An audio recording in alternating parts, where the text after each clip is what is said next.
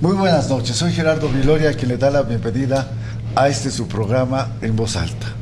Como todas las noches tenemos la oportunidad de tener un distinguido invitado y en esta ocasión tenemos la oportunidad de contar con la grata presencia en el estudio del arquitecto Darío Arzaba Mosqueda. Él es pintor, escultor y como si fuera poco en el entorno de su espíritu, para el beneficio de los demás, ha sido presidente del Club Rotario Metepec. Mi muy querido amigo Darío, sea bienvenido a este programa En Voz Alta. Gracias. Muchas gracias. Buenas noches a todos y a sus órdenes. Gracias, Darío. Y bien, como todas las noches que se transmite este programa, tengo el privilegio enorme de contar con la presencia de mi muy querido amigo y el genio, a quien yo llamo el ingeniero Rodolfo Camposeco Torres. Muy buenas noches, mi querido Rodolfo. Gerardo, buenas noches. Bienvenido, Darío.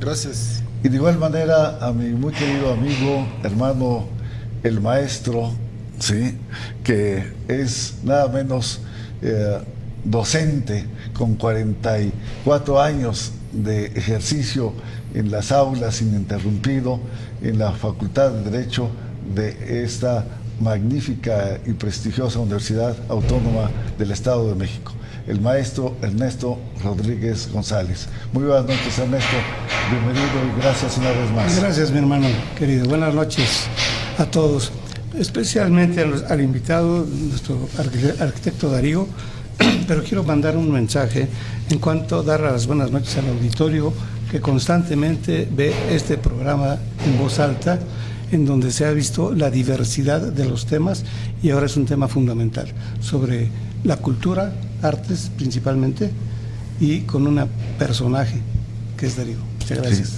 Justamente, qué bueno que lo refieres. Esta noche estaremos charlando sobre algo que pudiera ser totalmente dispar: arte y política.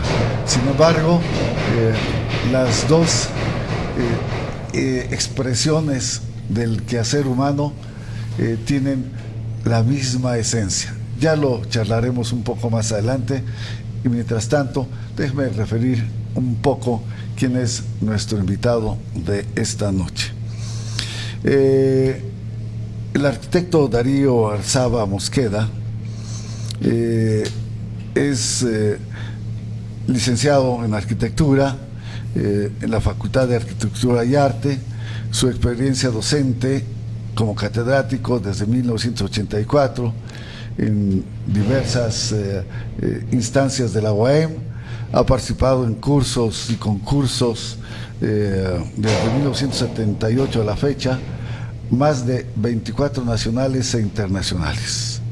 También ha sido director técnico de la Comisión para la Regulación del Suelo del Estado de México, director de Promoción y Fomento a la Vivienda del Instituto Mexiquense, director de Desarrollo Urbano y Obras Públicas del municipio de Almoloya de Juárez. En fin, es un currículum altamente impresionante. Es coautor del libro Vegetación Urbana para Climas Templados del Ayuntamiento de Toluca, articulista en temas varios, promotor cultural, auténticamente ustedes lo conocerán esta noche en la alta sensibilidad que él tiene. Quiero referirle a nuestra audiencia que tenemos hoy un poco de ruido porque están ampliando los estudios de esta casa de comunicación que es El Informante. Darío, ¿podrías decirnos, independientemente de tu área y prestigiosa carrera de arquitectura, cómo te inicias en la producción artística? Bien, buenas noches nuevamente a todos. Contestando esa pregunta, que es una pregunta que me recuerda a mis primeros años en las artes, les quiero comentar que en el plan de estudios de la carrera de arquitectura teníamos algunas materias que tenían que ver con las artes, con las bellas artes y concretamente con la pintura. En esos años teníamos maestros que nos enseñaban técnicas de representación, nos enseñaban la técnica de la acuarela para poder representar proyectos y manejar la policromía y en fin, esos yo recuerdo que son los primeros contactos que tuvimos con las bellas artes y es obligado compartirles que en esos años venía gente que había sido egresada de la Escuela Nacional de Bellas Artes, de la Academia de San Carlos, que es hoy por hoy una instancia referente obligada de las artes. A mí me tocó todavía escuchar conferencias, como a muchos amigos, con el maestro Vicente Mendiola Quesada, que como ustedes saben dejó mucha obra aquí en Toluca. Él, para los que no lo conocieron, él terminó la Catedral de Toluca, arregló todo el centro de la ciudad de Toluca. Él es el autor del monumento al maestro que está afuera de Rectoría. Eso es. Él es Vicente Mendiola Quesada y tuvimos maestros de ese nivel. Él era un excelente acuarelista, quiero comentarles. Uno de los museos de aquí de Toluca, que es el Museo de la Acuarela precisamente, tiene una sala dedicada exclusivamente a la obra del maestro Vicente Mendiola Quesada. Eso es. Privilegio haber sido su alumno. Sin duda, este es uno de los artistas que te han marcado. ¿Qué otros artistas pudiéramos señalar que han dado esta marca a tu vida, esta huella a tu trabajo? Que por cierto, le voy a pedir a nuestro productor si nos hace favor o bien de pasar las imágenes o haz favor de traérnoslas para que vayamos mostrando parte de la obra de nuestro invitado, si fuera tan amable, ¿sí? Entonces, ¿me puedes referir, mi Claro. Darío? Fíjense Gracias. que en el mundo de las artes, obviamente hay personajes de talla mundial, ¿no? Que tú conoces su obra y te prendes de ella. ¿Quién no conoce a un Leonardo da Vinci? ¿Quién no conoce a un Miguel Ángel Buonarroti? ¿Quién no conoce a un Beethoven, a un Mozart? Es decir, en el mundo de las artes hay gente que es obligado a estudiar, analizar, y no se diga a nivel país, a nivel México. Nuestro país tiene gente de una valía impresionante que es reconocida a nivel mundial.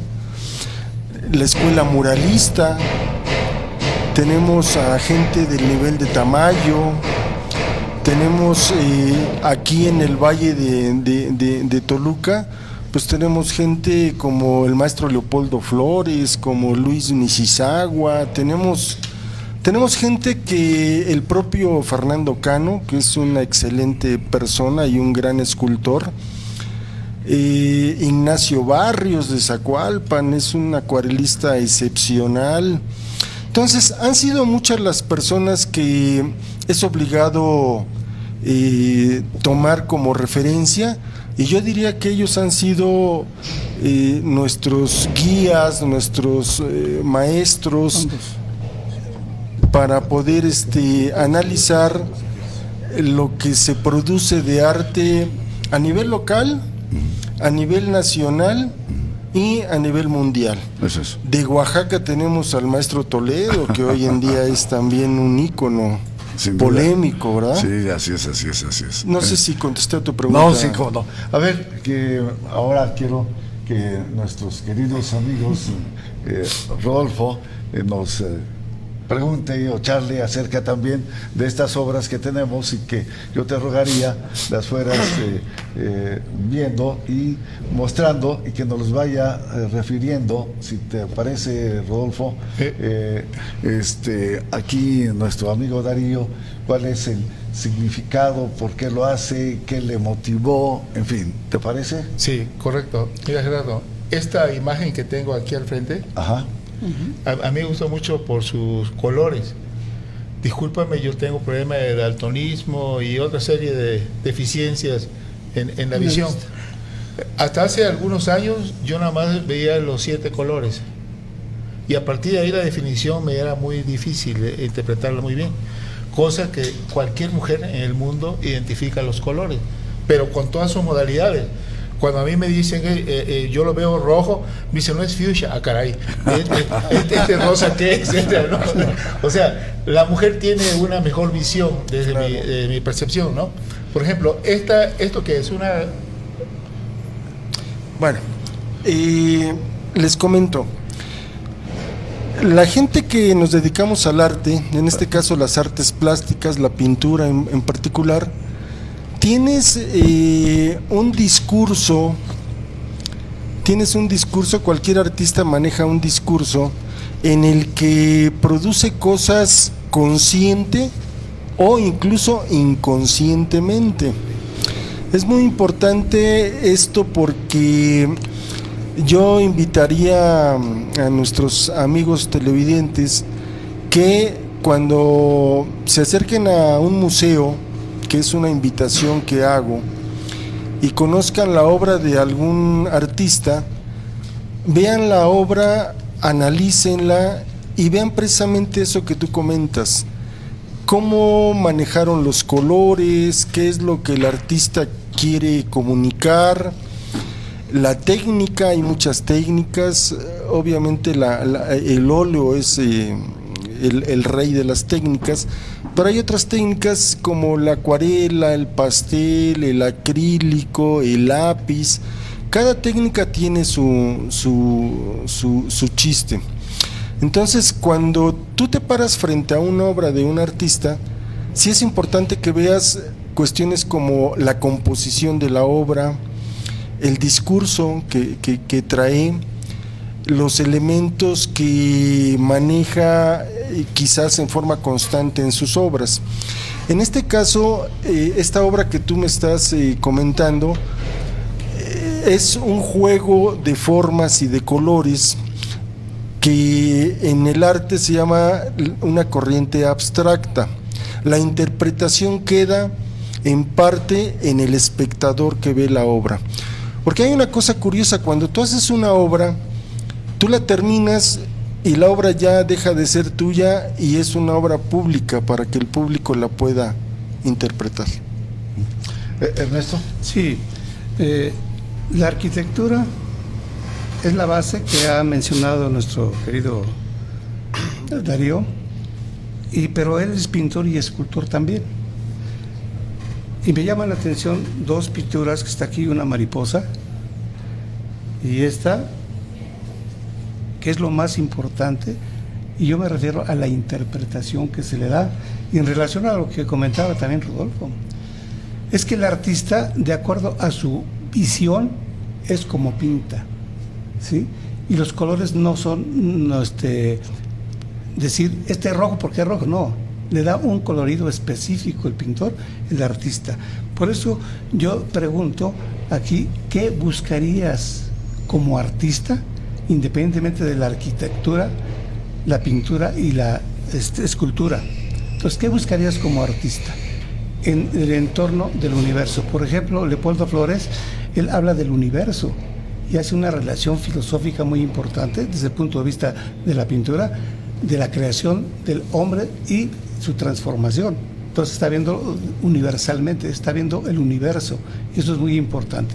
¿Tú cómo lo dirías desde, como artista? ¿Qué cosa es lo que quieres dar al pueblo, a las personas que vean tu arte? Claro. Yo decía hace un momento, Ernesto, Rodolfo, Gerardo, que hay cosas que tú haces conscientemente y hay cosas que haces inconscientemente. Una de las constantes que se manejan en lo que estoy haciendo es la figura humana, precisamente, y particularmente la mujer. Hace poco terminé una pieza que le llamo Las Mujeres de Luz y hace referencia a unas mazaguas. Estos personajes, estas señoras que es cotidiano ver, manejan una vestimenta impresionante, un manejo de texturas, de colores, su ropa refleja su estatus social. Entonces, hace poco platicando con un amigo me decía, oye, yo veo en tu obra muchos alcatraces. Son cosas que a veces tú no lo haces conscientemente, ¿no? Y efectivamente, hay elementos que tú manejas en tu discurso que van apareciendo y que a veces tú no te das cuenta hasta que alguien más te dice, oye, yo veo en tu obra esto. Los artistas siempre estamos buscando, siempre estamos experimentando, ensayando. He hecho mucho paisaje, tenemos una tierra impresionantemente rica en paisaje. Baste que tú salgas de la ciudad y veas nuestro volcán, veas rumbo a Valle de Bravo nuestros bosques, en la Marquesa, cuerpos de agua. Las mariposas son también elementos muy significativos porque hablan de libertad, de fragilidad, de fortaleza. A mí me impresiona mucho en nuestros bosques ver nuestras mariposas que vienen desde Canadá. Tú dices, ¿cómo es posible que algo tan frágil sea tan poderosamente fuerte como para llegar acá hasta nuestros bosques? Entonces, yo creo que es un descubrir y redescubrir cosas. Cuando tú te metes a un tema, te empiezas a meter, te empiezas a penetrar, a compenetrar, y vas descubriendo y vas experimentando y vas... Pintarse es algo adictivo, ¿eh? No hay horario. Tenía yo un maestro que estimo mucho, José Luis Caballero Cienfuegos, que él nos decía, tienen que pintar antes y después de cada comida. Esto es exactamente como quienes nos dedicamos al periodismo, no podemos dejar de transmitir, de escribir, claro. Lo tenemos que hacer en forma permanente. ¿Qué opinas, mi queridísimo Rodolfo? Bueno, yo aquí traigo una frase de un medio pariente por el apellido, Campoamor, que decía, nada es verdad ni es mentira, todo es según el color del cristal con que se mira. Claro. ¿No?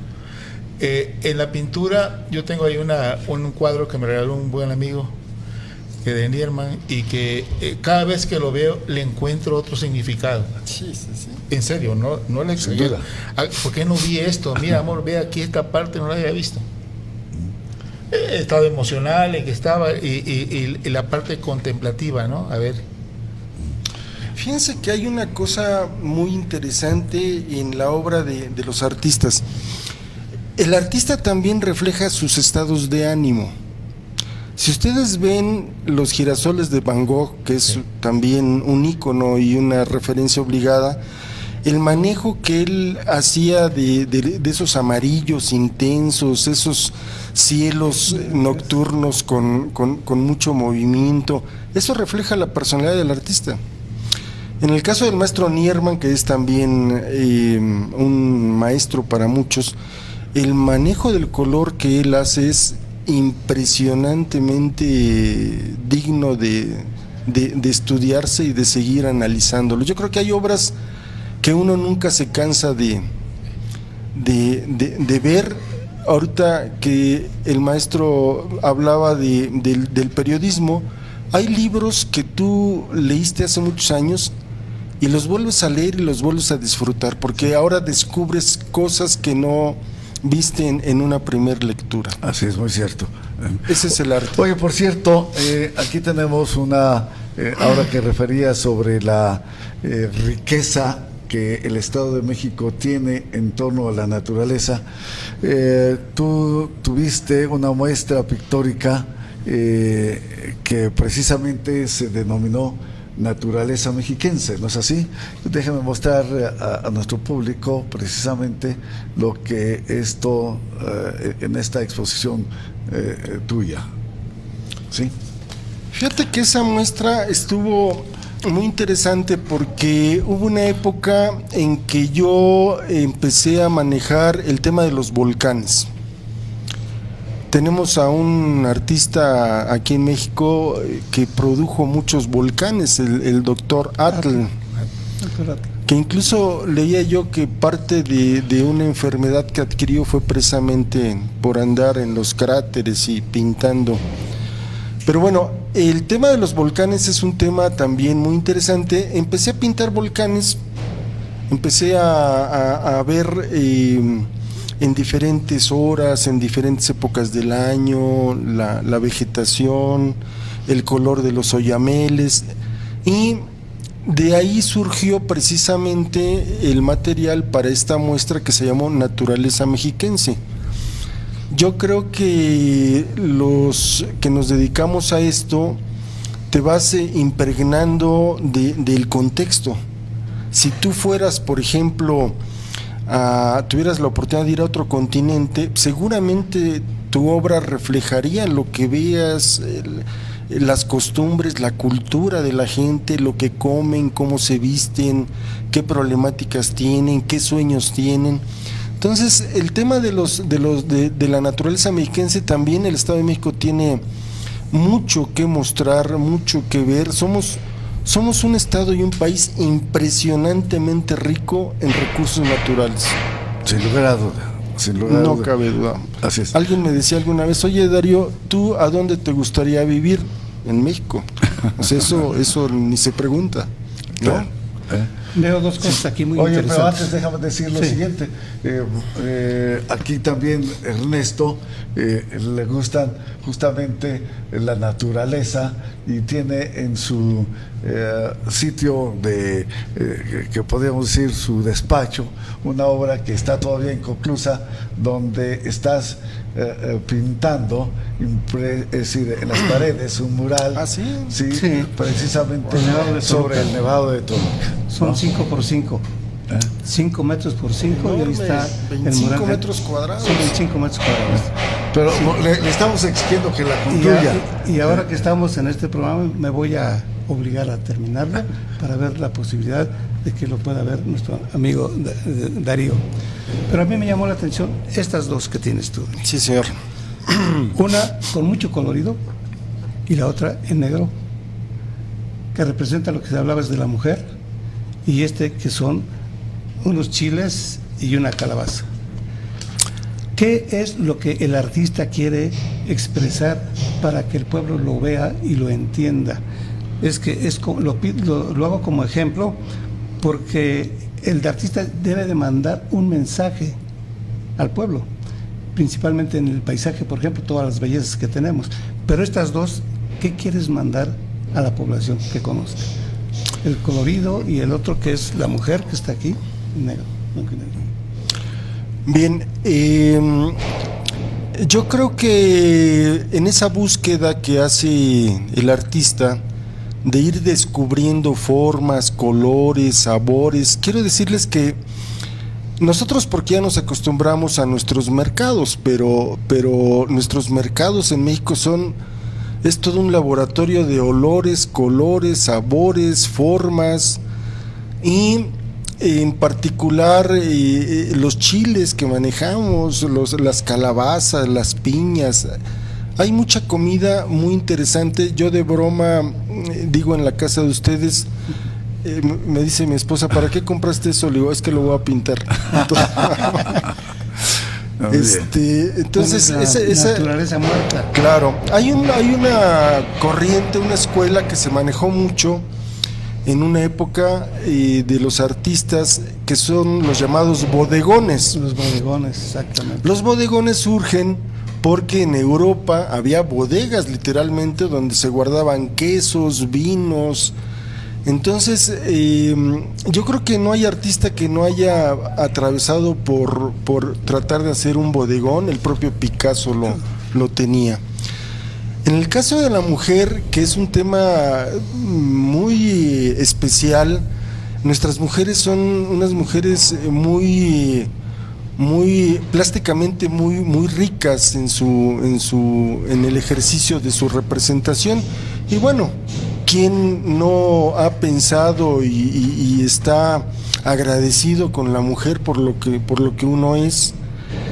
Repito, las vestimentas de las mazaguas a mí me impresionan mucho. Hace no mucho estuve en Temoaya y me encontré a una francesa que estaba haciendo un estudio de las formas y la geometría que manejan nuestros artesanos en sus tapetes. Caramba. Entonces, ¿cómo es posible que nosotros, teniendo aquí toda esa riqueza de nuestra producción artesanal, a los extranjeros les gusta mucho meterse a donde se producen artesanías? Así es. Nosotros porque ya estamos acostumbrados a verlo, pero es impresionante la sensibilidad que tienen.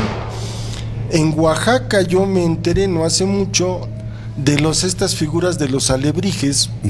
Pues resulta que el hombre hace el tallado y la mujer es la que pinta. Así es. La mujer es la de la sensibilidad para esas obras de arte, que por cierto andan en todo el mundo, ¿eh? Por fortuna ahora, ¿no? Oye, Ernesto, en cuanto a esta situación que decías obscura o negra, yo recuerdo perfectamente bien una frase que me impactó hace mucho en una charla que yo tenía con un gran amigo oaxaqueño pintor, que fue muy amigo de mi padre y de un tío mío, precisamente Rufino Tamayo. Y cuando por alguna razón él hizo un bosquejo precisamente así, en tono oscuro, le dijo: ¿y por qué este tono oscuro? Le dijo: perdóname, ese tiene los colores que tú no ves, le dijo. ¿Sí? Entonces, ahora que tú muestras este espacio pictórico en color oscuro, es porque no vemos los colores que él está en esa. Es correcto. En esa es correcto. obra, Yo veo ¿no? dos cosas también aquí. Sí. Puede ser una hoja blanca y tú le das el color negro y ya das la imagen que quieres presentar. O puedes tener una hoja negra y le pones blanco y también te da otra imagen. Pero es ya cuestión del artista, de la visión que pueda tener para presentar un trabajo de esa naturaleza. La técnica, ¿no? La técnica. Quiero comentarte rápidamente. Fíjate que la escuela oaxaqueña, la escuela del artista oaxaqueño, es una escuela muy reconocida por su simbolismo y su policromía, ¿eh? Si alguien en México maneja el color de una forma magistral, son los oaxaqueños. ¿Se ve en la vestimenta? El maestro Tamayo es el maestro Tamayo, ¿eh? O sea, lo que él hizo es impresionante. Uno, en realidad, cuando se para uno frente a sus murales, frente a su obra, te puedes pasar ahí horas analizando la obra de la escuela oaxaqueña. Sí. Eso es. Ya que estamos en este contexto de sensibilidad emocional, porque en cada una de estas obras que cualquier artista, y en especial tú, van plasmando, como voy a mostrar estas mariposas, ¿qué pudiéramos referir, porque así lo señalé al principio, que tuviera precisamente de similitud entre el arte y la política? ¿Habría alguna conexión? Claro, yo pienso que el arte y la política siempre han estado desde el inicio de la humanidad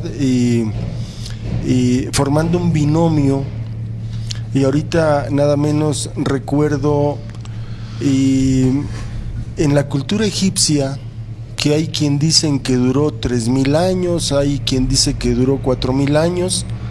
Si ustedes se paran frente al arte egipcio, una de las preguntas obligadas es ¿cómo logró esta sociedad mantener un estilo de arte invariable? Estamos hablando de 3000 años, Así es, así es, así es. y las figuras humanas siempre se representaban igual. Recordemos esas figuras femeninas de perfil. Hace algunos años trajeron al Museo de Antropología una muestra de arte egipcio. Yo creo que estuve formado como 3 o 4 horas para poder entrar a ver esa muestra. Entonces, arte y política, yo creo que si entendemos a la política como todo aquello que permite a la colectividad organizarse y al arte igual como una actividad que refleja lo que busca el hombre como sociedad, pues yo creo que es algo que no se puede separar. Recordemos que las grandes obras maestras que hicieron los grandes artistas en torno, por ejemplo, a las ideas religiosas, el David de Miguel Ángel, la Capilla Sixtina de Miguel Ángel, esas figuras que hizo Leonardo da Vinci, que por cierto, no sé si ustedes sabían, Leonardo no tiene muchas obras, quizás 10, 12, 15 horas, pero lo que hizo lo hizo en forma magistral. El artista, repito, consciente o inconscientemente refleja también parte de la colectividad y del pensar de los pueblos. Hay gente con la que yo he platicado que critica mucho el muralismo en México. ¿Por qué? Pues porque dicen que esa era la visión de Diego Rivera, de lo que para Diego Rivera era la sociedad mexicana, desde la época prehispánica.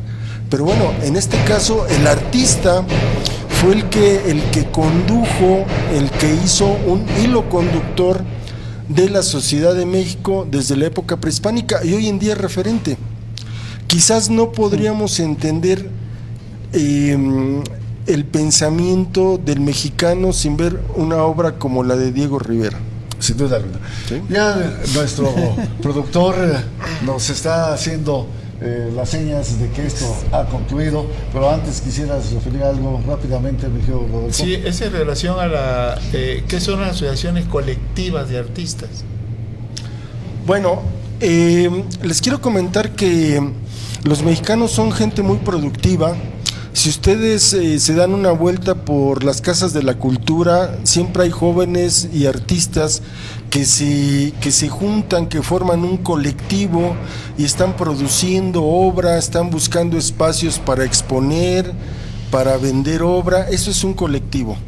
Un colectivo de artistas es un grupo de personas que buscan con un fin común tener espacios, plataformas para manifestar ideas. Y Oaxaca es nuevamente referente obligado. Los colectivos oaxaqueños de la obra gráfica, mis respetos. Muchas gracias. ¿Alguna situación última, pero muy corta, mi queridísimo Ernesto? Sí, nada más aquí sería cuestión de que la filosofía, desde luego, es la ciencia de las ciencias y se relaciona la política con el arte porque es lo más cercano al espíritu. Y hablamos en el arte que se ve el cuerpo, o sea, lo que estamos viendo físicamente, materialmente, lo que tiene el alma, el propio artista, y lo del espíritu. Esa es la relación que yo veo.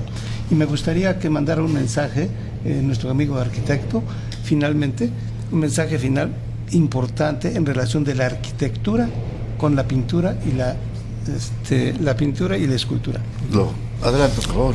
Bien, yo les quiero decir que en arquitectura, cuando las cosas no requerían tanta prisa y había tiempo, se fusionaba la pintura, la escultura, la arquitectura. Las grandes obras maestras son eso.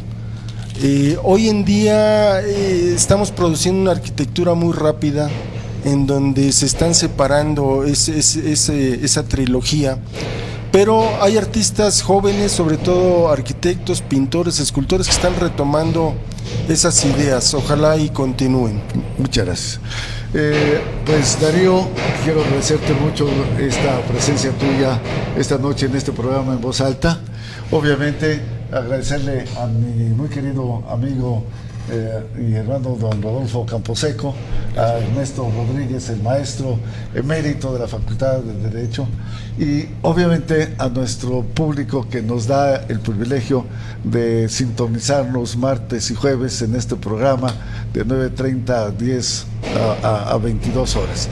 De verdad, mil gracias. Su amigo Gerardo Viloria les agradece una vez más pues esta oportunidad de estar con nosotros, y que por lo tanto mi expresión mínima de agradecimiento es que tengan la mejor de las noches y por lo tanto el mejor de los descansos. Muchísimas gracias y hasta la próxima.